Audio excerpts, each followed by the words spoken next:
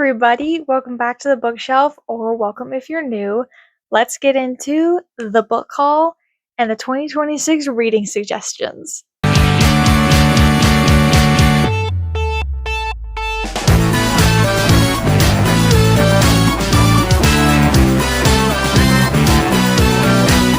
case you don't know me, I'm Grace, and I make book videos, lifestyle content, makeup, beauty, a variety of things on TikTok, Instagram, YouTube, even LinkedIn.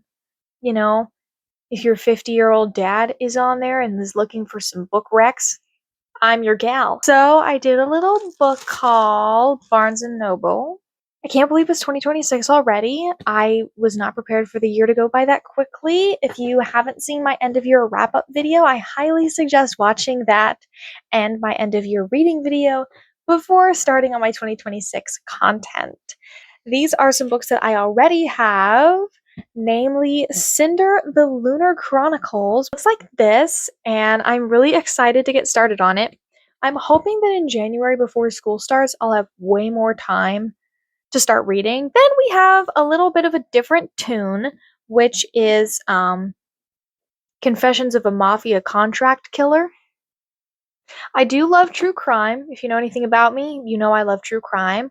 Call Me Chris is one of my favorite true crime channels, but I also am madly in love with like the Netflix How to Catch a Killer things. I don't love their monster series. I think it's very poorly done, but in general, I would say the Netflix stuff is pretty good. I'm planning on reading this in January as well. I discovered Maze Runner recently. I've been on like a 2010s YA fantasy binge. Maze Runner is where it's at. The cover is an atrocious.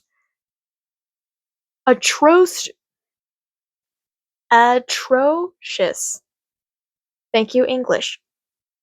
The cover is an atrocious shade of green that I cannot believe a human being in publishing picked, but I guess that's 2013 for you.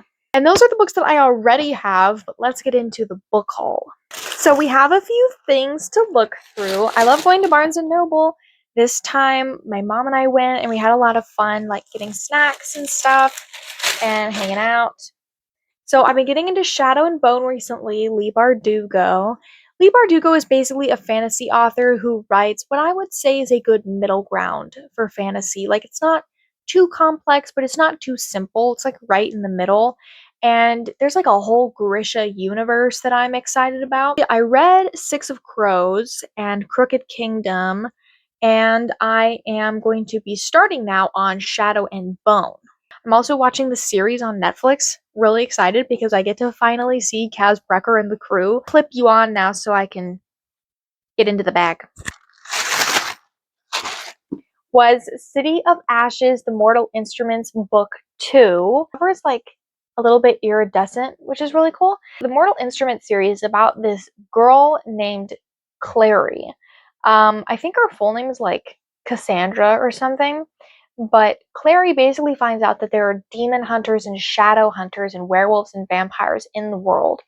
And one of the things that's most comforting about the series is the fact that that world exists right alongside our world, except it's just hidden from humans. And she is a little bit of a lone individual, and her best friend Simon get involved. Read City of Bones, and now I'm on City of Ashes and then City of Glass. So I'm starting one book at a time. City of Ashes, that's going to be top of the list January. And I got, this isn't something you read, but it's something I want to show you anyway. This is the unofficial Taylor Swift Eras sticker book because I love art projects and stuff. So I'm going to be using this a lot. For example, this is like Delicate and like Reputation. 1989 is my favorite album personally. So I'm really excited to get some stickers based off of that. Very thrilling, very exciting. So I'm gonna make some collages for sure. Some photo albums, that's gonna be going in there. I already read this, but I had to get my own copy. Normal People by Sally Rooney. I think I just am Marianne. I think pretty much me and Marianne are essentially the same person. And that is why we have the book. Sally Rooney is such a brilliant writer. I don't think all of her books are for me. Like, I didn't really read Intermezzo or Conversations with Friends. Like, I started them, but it just wasn't quite my jam. She writes with such rawness that unless you've been through the situation, it doesn't really enhance the experience for me personally. But Normal People resonated with me a lot, especially Marianne's experiences with life. And so I just like connected with that internally. And now we're going to hold the mic again. So that's Normal People. I'm really excited to have that on my shelf. And then I got a discount copy of How to Lose a Guy in 10 Days, the DVD, because it's essentially like one of the most classic rom-coms to ever exist. And I just really wanted my own copy of it. And it has special features. I think that honestly, 2026 is just like the age of the analog, you know? And so I've already been collecting CDs and DVDs for ages, but now I get an excuse to do it and content. Let's get into what's on the rest of my 2026 January reading list. We have 2 more books for the stack. That's the other ones. And one of them is another book that I got at a discount bookstore. It's a little bit beat up. That's okay. It just means it's been loved. But it's called Outrage, by Vincent Bugliosi. The 5 Reasons Why O.J. Simpson Got Away with Murder. I love true crime, as we've established. And I'll just read you the back real quick. People magazine said it is provocative and entertaining, a powerful and damning diatribe on Simpson's acquittal. Here is the account of the O.J. Simpson case that no one dared to write, that no one else could write. In the #1 New York Times bestseller Outrage, Vincent Bugliosi, the famed prosecutor of Charlie Manson and best-selling author of Helter Skelter, goes to the heart of the trial that divided the country and made a mockery of justice. He lays out the mountain of evidence, rebuts the defense, offers a thrilling summation, condemns the monumental blunders of the judge, the dream team, and the media, and exposes for the first time anywhere the shocking incompetence of the prosecution. I love law, I love Legally Blonde, I love true crime, I love legal dramas. This is like everything that I've been looking for, and I'm so excited to get to read it and then review it online because I feel like that would mix a lot of audiences as well, who maybe are new to true crime and want something really gripping to get them into it.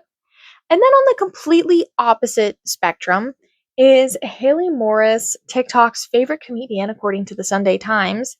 Me versus Brain, an overthinker's guide to life.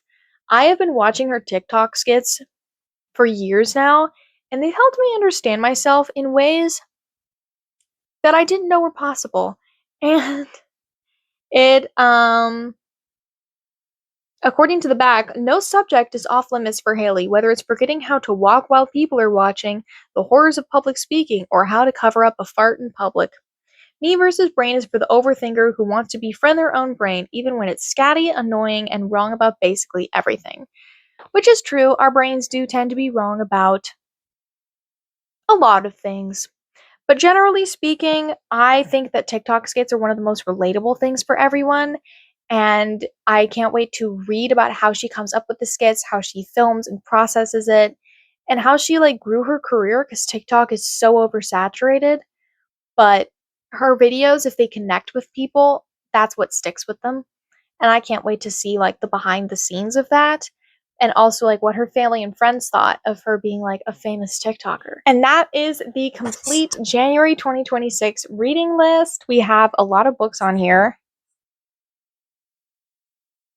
And I can't wait to get to all of them and get to review them for you guys, including the shows and what I think of them.